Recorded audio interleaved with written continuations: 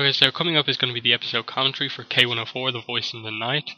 To basically sync up the episode that you're going to watch with this commentary track, basically have the episode prepared for when the opening starts, so the kind of fire, earth, air, water bit. And then I'm going to stop speaking now in a second, and then the next time I speak, I'll be into the episode. Basically, my commentary will start then, and then you press play on your own episode, and they'll be synced up. So I'm going to pause now. Hello YouTube, this is Morgan Bannon, Airspeed Prime here, the site super moderator for Avatar The Lost Airbender Online.com and the main host of the Avatar Online podcast. I'm here today to present to you the episode commentary for K104, The Voice in the Night, the fourth episode of The Legend of Korra. And obviously this episode is very unique in that we get some really great character development for Korra, specifically with the way that it explores her fear of Amon after the events of episode 3. And yep, the episode is called The Voice in the Night. And we start off with this unique dream sequence, which is kind of gets to the root of it, that this is what she's thinking about before we start the episode. This is her big fear, that she's attacked at home by the Equalists and Amon and gets her bending taken away. That is her big fear. And then the kind of contrast between what she's thinking and then what she actually does in relation to this fear for the rest of the episode in real life outside of the dream is very interesting to see the contrast of reaction. That's the kind of whole thing. If I take your bending away, you will be nothing. She feels that way within herself because she was training since she was 4 years old to be the Avatar. So for pretty much her whole life, she's known she's been the Avatar. She's had to learn bending and so on. And if she lost her bending, she would lose so much of her identity because she's been training for that for so long. And that's not a negative. That is true for Korra's character. And then we see Tarlok is introduced here as a character, and it's very interesting here because at first he just seems like another one of the council members, but he actually plays a really important role in the whole show. So when you kind of look back to his early, in his introduction scene here, you really see exactly what he's doing here. Like Tenzin says, he's scheming to get more power in the city. He references his own father here, which is interesting, Yukon.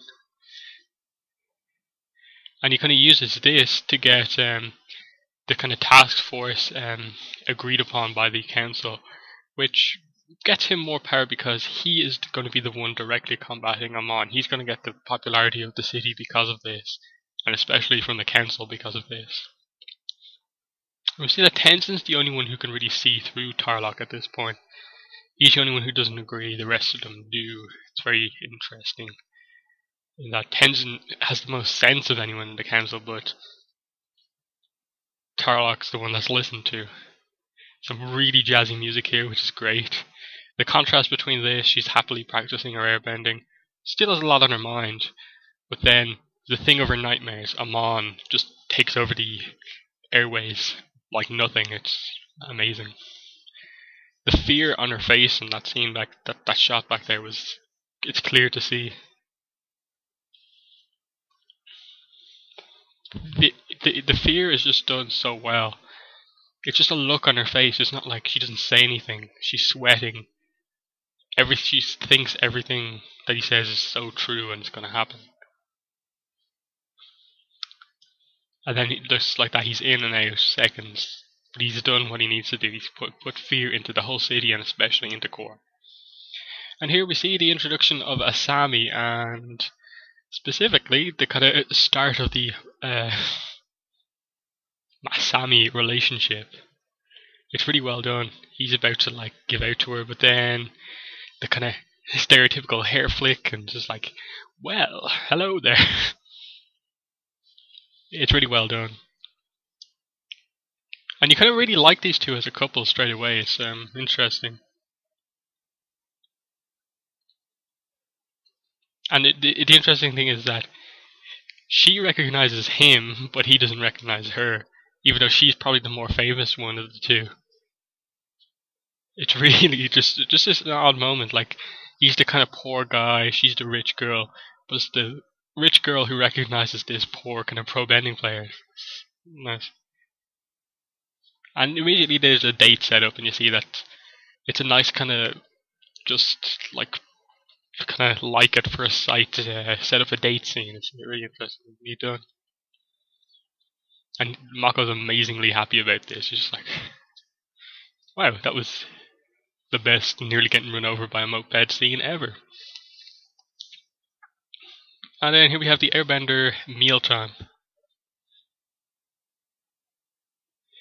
And we see that like they kind of like really stress this kind of happiness, compassion thing. And Tarlok uses kind of this whole Airbender philosophy against Tenzin to get him to stay here. Airbenders never turn away hungry guests. It's like he's like, oh, yeah, I have to deal with this, and then Pema just gives him that look. It's just like, don't be so mean to him. And he's just come to get get in friendly with Korra, and then eventually get her to join the task force because having the Avatar in the task force will instantly get the task force kind of more media coverage.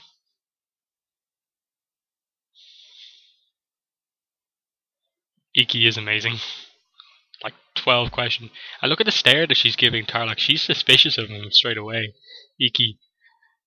She's still going with that stare, looking him up and down. She's very suspicious of Tarlok. That's an interesting thing to note there. Still going on, okay. I'm completely distracted by Iki right now in that scene, just staring Tarlok down.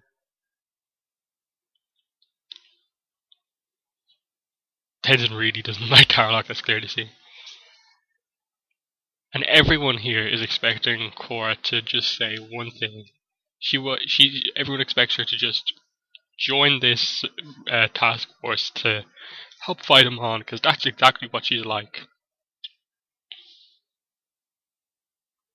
And then you get the big shock moment of I can't, and everyone is shocked. Tenzin and Tarlok are just like, what? Really? That's how much she fears. She's trying not to specifically stay it. She's trying to stay cool. You can see the kind of lack of emotion on her face. And she's kind of using the thing that she didn't really go for. It's like, oh, I'll learn airbending training, which she has been struggling with. And she's using that to kind of get out of it. It's really good scene. And Tenzin's just like, oh, she answered the way I wanted her to answer. You leave now, Tarlok.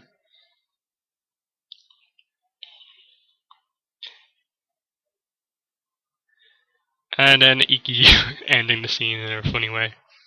And here we get the date scene, and it's like Maka's just like, oh, I have no clothes. Why am I going in here? And he immediately gets put into a like amazing fancy tuxedo thing.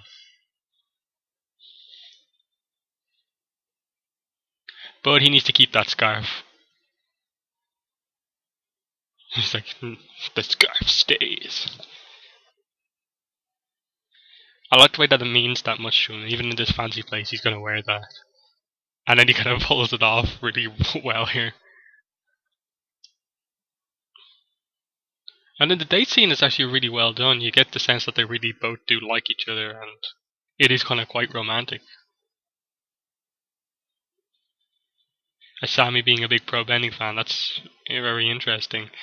Especially when you get to the revelation that her father is completely anti-bender, and she's a big fan of pro bending. So like, there's a lot of stuff that like her father must really not like about kind of what Asami does. It's weird, and especially when she gets her father here to sponsor a pro bending team. You must get the sense of how good of kind of an actor Hiroshi Sato is, and that he manages to stay so calm with his father, with his daughter dating a firebender, supporting a pro bending team, and his daughter having such an interest in pro bending overall. And then it's kind of just really well done. Some nice continuity here. Bolin thanking Korra for saving him, and also him showing that he does like her here in this scene here, starting the Bora ship. And then you get this kind of sweet gesture of the cake and the rose, I guess.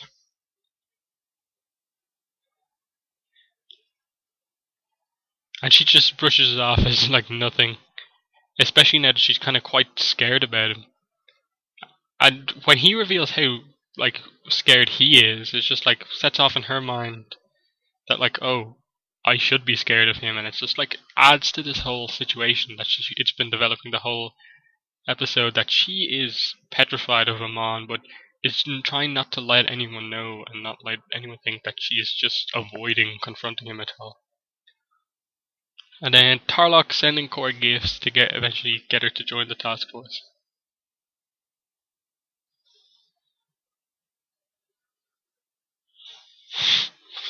Nice lines there from Bolin. Here we see Future Industries for the first time. And we see the like scale of this, the amount of automobiles that are being produced.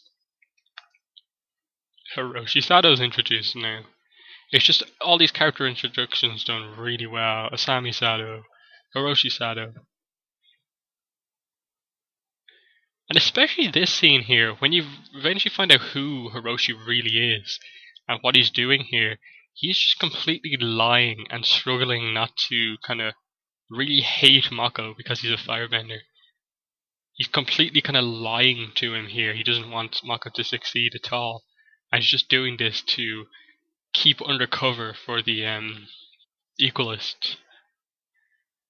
It's just a really it scene kind of plays out completely differently when you know what happens next and you kind of rewatch it. It's just something that I always notice when I do these commentaries after watching a kind of full season series, stuff like that. How these scenes like actually work out. He comes across as really genuine in this scene, having not seen the future episodes, but like having seen the future episodes, it's just a whole different feel to this scene.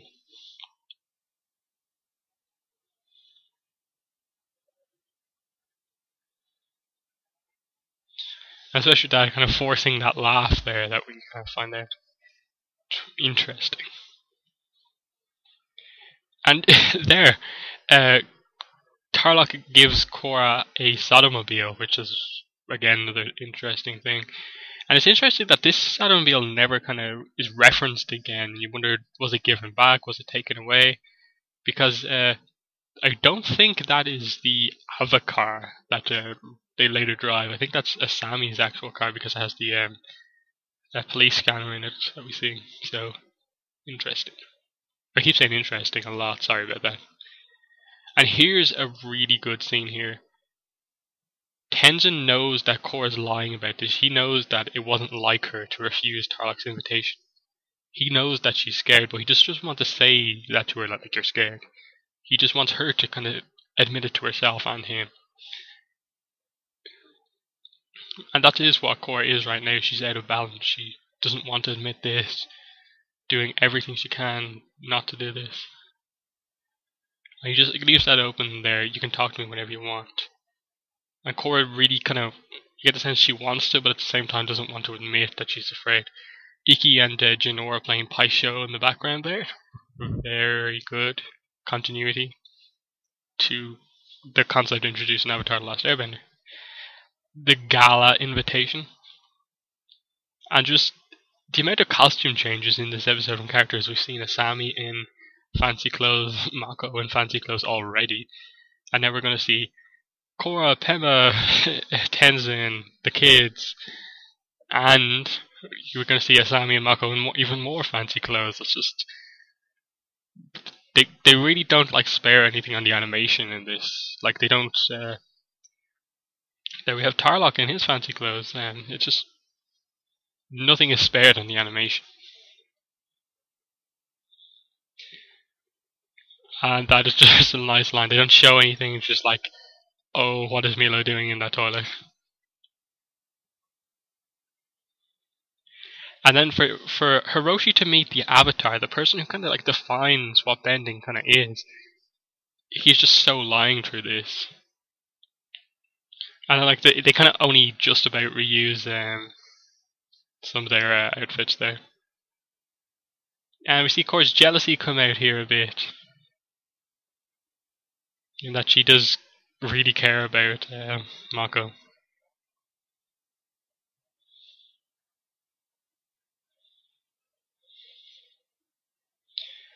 I know we have so much going through her mind. Lynn makes her like second appearance of the series, and again it's another kind of "I hate you, Korra" scene. I really don't like her up to now, but come episode 6, we'll grow to absolutely love her as a character. And again, as I was saying, there's so much going through Korra's head here. Having seen Mako with Asami, her fear thing, and then Tenzin instantly sees what Tarlok's doing here, this kind of media ambush. Korra is not in the right frame of mind to do an interview, and she's not good at them in the first place.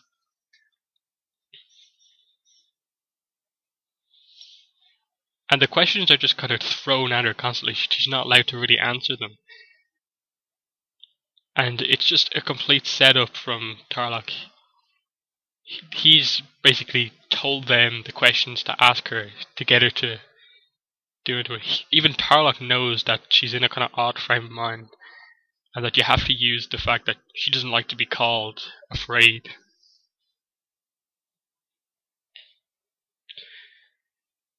There it is, the kind of outburst there. She tries to kind of get over her fear by just agreeing to it, confronting Amon straight away, as we'll see later on in this episode. She just kind of does the complete opposite thing that she needed to do. She's trying to like just kind of blow through this fear, as opposed to just letting people know that she is afraid and that she needs to get over that before anything can be done.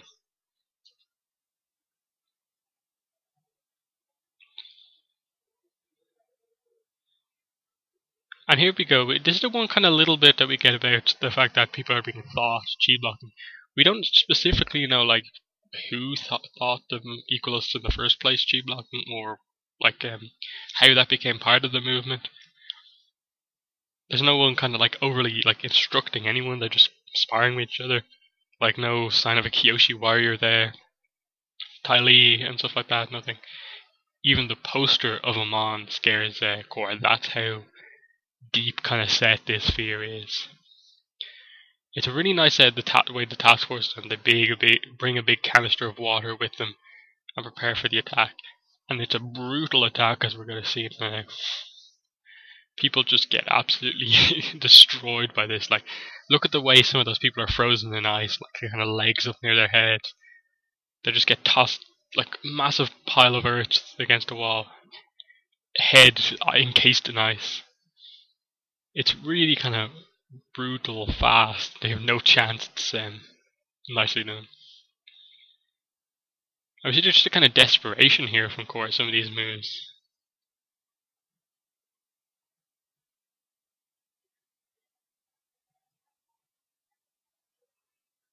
She gets a little bit of confidence back after that.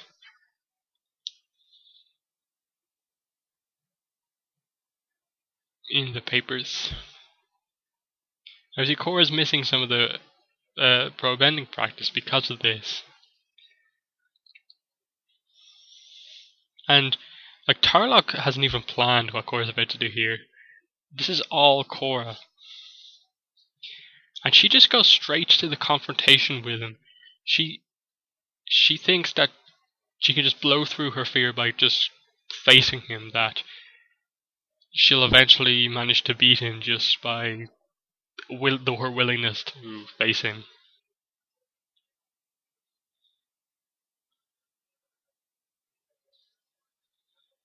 And you just know that she's kind of made a mistake here. She's not ready yet to face Amon. And again, the amount of stuff going through her mind here is insane. And it's so well done as a kind of character focus on this kind of flaw of her fear of Amon. While all this other stuff is going on, here we have the Mako and Asami relationship developed. And here he explains the scarf was his father's.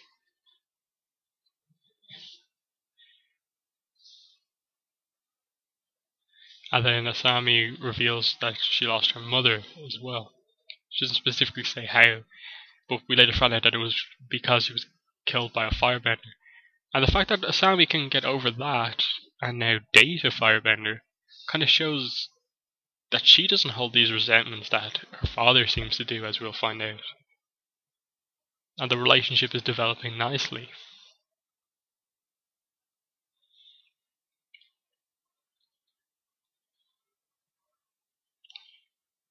And then the intensity on Korra's face here, it's just so much going through her mind.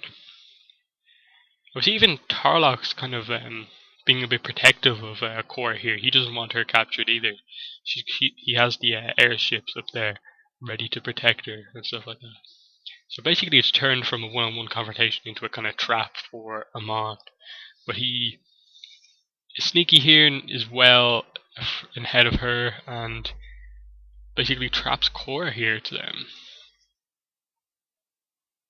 And she's even afraid of the sudden bell going off for the clock striking midnight.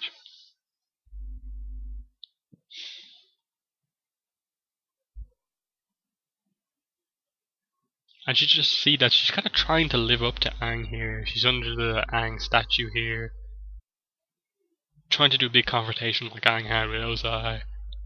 She'll get over her fear, but it doesn't work out that way. And we think nothing's going to happen. She walks by here. And suddenly that dream that she had is coming true at the start. That nightmare she had is coming true. Here it is, confronted by so many Equalists. Amon isn't there yet. She's beaten by the Equalists. She's helpless as Amon arrives. And here it is. And the interesting thing here is that Amon gives a good reason for not taking her bending away now. He's not quite as strong yet.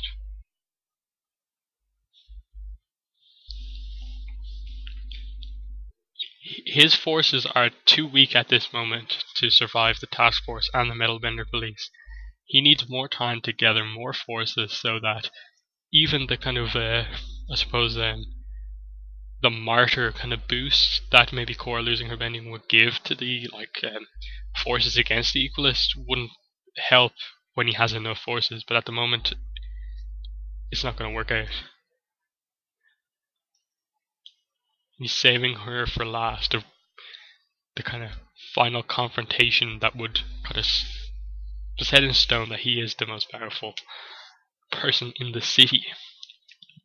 And it just leaves Korra in this situation where, and look, there we get the flashbacks, the kind of start of these flashbacks. Aang, Toph, Sokka, and the situation that Amon has left Korra in here is really, really interesting in that she's afraid of him, and now she knows that he can completely beat her anytime she wants. So much so that he's confident enough to leave her with her bending. That just adds so much fear into her, and she finally kind of breaks down here in front of Tenzin. It just reveals that she was not just scared, she was petrified in this situation. And just, it's a really kind of powerful moment here from Korra when she reveals this, that she was scared. For the first time in her life, she doesn't know what to do. She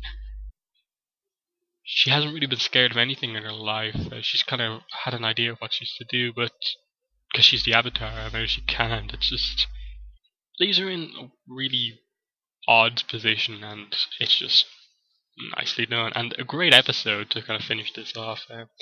Just one of the best kind of character-focused episodes on a certain, a character admitting to themselves that they're afraid of something, especially from a character like Korra, who's not really afraid of anything from what we've seen. It's a big episode. So yeah, that's been the episode commentary for K104, The Voice in the Night. Excellent episode, one of my favourites, probably my third or fourth favourite episode of Korra. And next will be K105, The Spirit of Competition, shipping episode. And sorry about getting this one up so late. I've just been a bit distracted of late, and hopefully I'll get back to putting these out more regularly. Expect a review of The Promise Part 3 sometime next week if I can get the book.